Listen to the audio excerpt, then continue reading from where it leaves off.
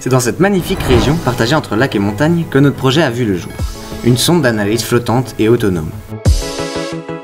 Créée en vue de rendre les paramètres physico-chimiques de l'eau et météorologiques d'une zone plus accessibles, en temps réel et en totale autonomie.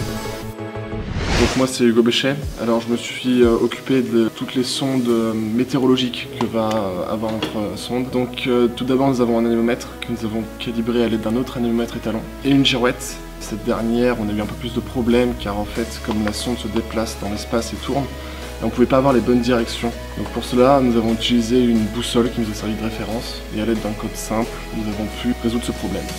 Je me suis aussi occupé de l'application mobile sur Appiventor qui permet via Bluetooth de récupérer les différentes données de la sonde.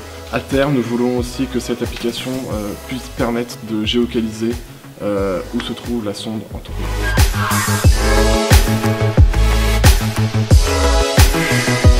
Bonjour, je suis Morgane Keller. Mon rôle dans le projet Aquascope a été de lui permettre l'analyse des données physico-chimiques de l'eau. Nous avons donc reçu l'aide de 2 professeurs en BTS métier de l'eau ainsi que l'INRA de Thonon. Grâce à leur aide, nous avons pu déterminer que les données à analyser étaient le pH, la turbidité et la conductivité.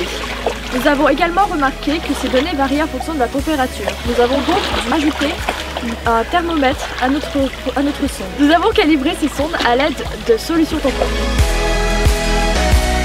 Moi c'est Paul Hunsinger, je me suis chargé de toute la partie alimentation électrique avec le dimensionnement de la batterie, du panneau solaire et faire en sorte que le système consomme le moins possible pour avoir une autonomie maximale. Pour ça, j'ai d'abord fait une simulation sur Excel où on peut modifier le temps d'ensoleillement, on peut aussi modifier la puissance de l'ensoleillement et à partir de ça, j'ai pu dimensionner la batterie avec une capacité de 7000 mAh et un panneau solaire de 10 watts.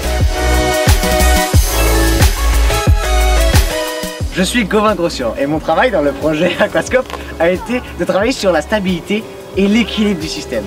Pour assurer l'équilibre du système, j'ai calculé la masse du mât ainsi que celle de la batterie, qui sont les 2 composants les plus lourds de notre sonde, et j'ai ainsi pu déterminer la place de la batterie pour assurer un équilibre parfait de notre sonde.